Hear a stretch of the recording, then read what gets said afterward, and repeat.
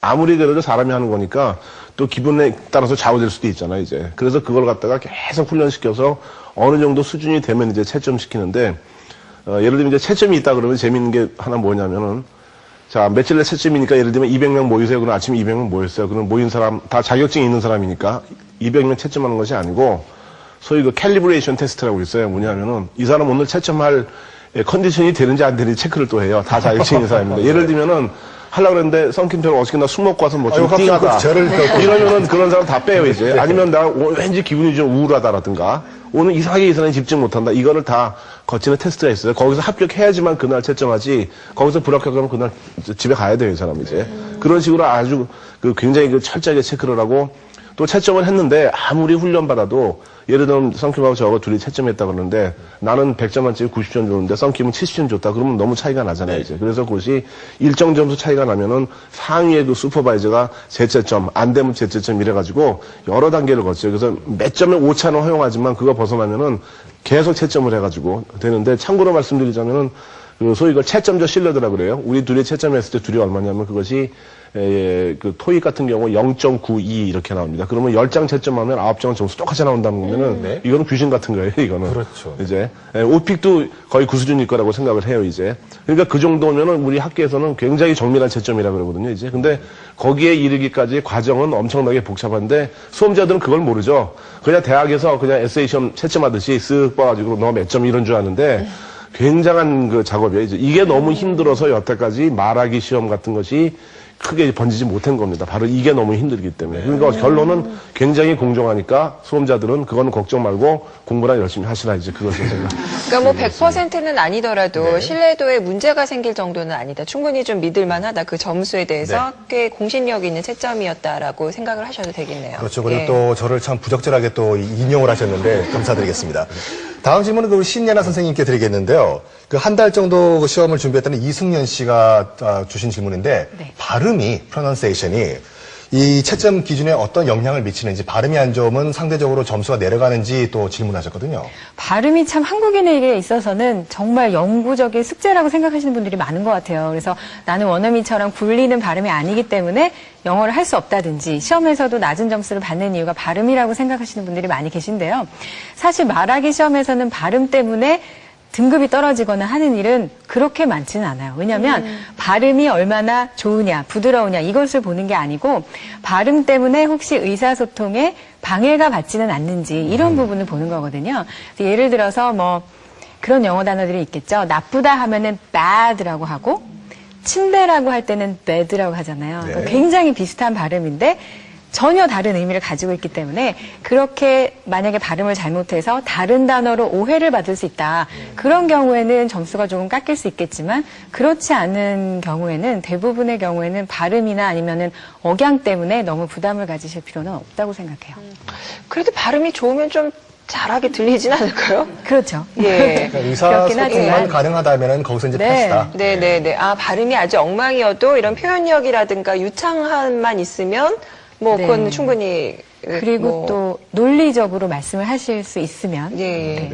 그러면은 발음은 그렇다 치고 그러면 속도는 어떤가요? 아, 발화 속도요? 네. 발화 속도도 사실 뭐 평가 요소에 있어서 뭐 우선순위라고는 뭐 크게 볼 수는 없을 것 같습니다. 물론 이제 말을 유창하고 좀 빠르게 하면 굉장히 잘한다는 인상을 줄 수 있겠으나, 그러니까 오히려 많은 그 수험자들이 이제 그 빠지는 어떤 그 오류 중에 하나가, 내가 말을 빨리 하면 왠지 더 잘 하는 것처럼 보일 수 있기 때문에 한 말을 또 한다든가 뭐 문장을 똑같은 얘기를 천천히 할 것을 빨리 하거든요. 그럼 오히려 이게 이제 그 득보다 실이 더 클 수 있는 것이 상대방이 더 이해를 못할 수가 있거든요. 그렇죠. 빨리 하는 것 때문에. 그래서 오히려 저희 같은 경우는 이제 차라리 또박또박 자기가 할 말을 차분하게 하셔서 하는 것이 훨씬 더 본인이 한 등급이라도 높게 받는데 이제 유리하다 이렇게 좀 많이 권장을 해드리고 있거든요. 그러니까 발화 속도도 절대 너무 이렇게 막 부담감을 갖고 빨리 해야 되는 그런 건 아닌 것 같습니다. 예.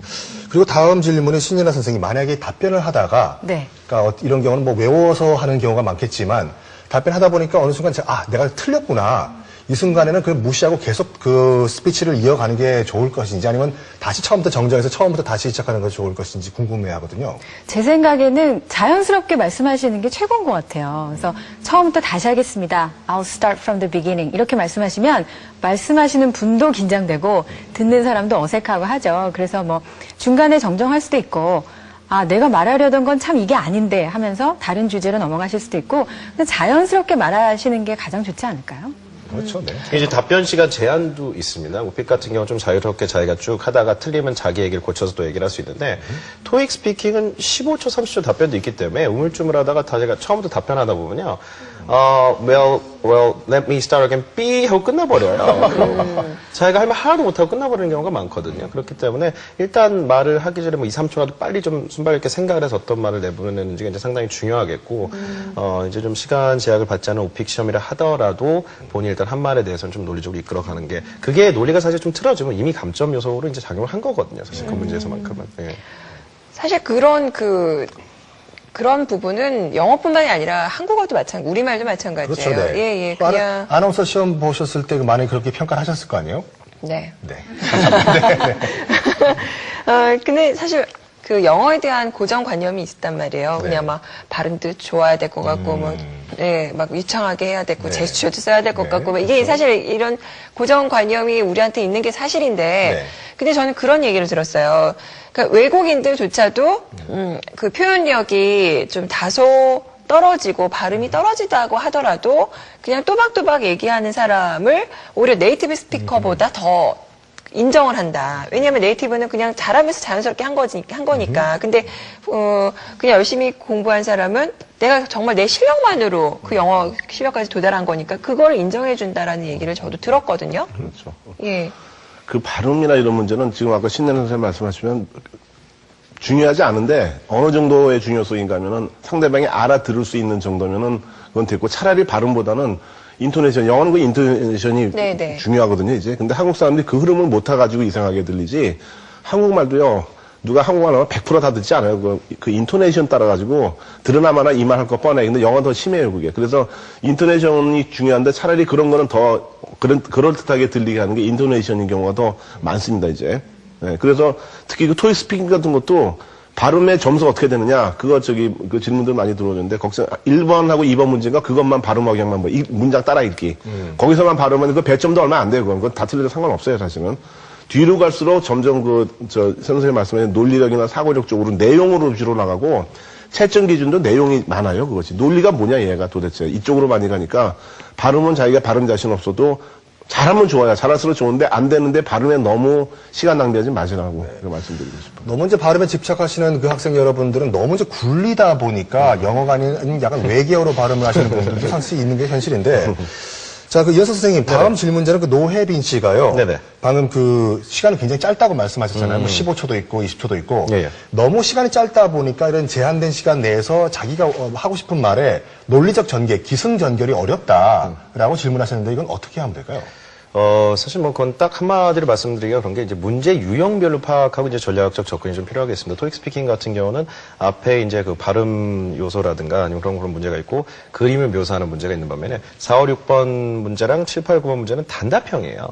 Where do you buy bottled water? 그러면 at the supermarket. 이게 답이에요. 그렇기 때문에 15초 동안 단답 형식으로 이제 주는 혹은 아주 제한적인 정보를 딱 표에서 얻어서 the train will arrive at 2 o'clock. 이 정도가 답이거든요. 그런 짧은 답변을 요하는 그런 문제형이 있기 때문에 거기서 이제 단답형으로 가면 되는데 대부분의 수험자들이 지금 말한 논리 전개는 토익 스피킹에서는 이제 10번, 11번 문제. 그다음 오픽에선 사실 전반적으로 다 적용이 되는 게 전부 다 그냥 구술형 계속 얘기해야 되는 그런 문제들이거든요.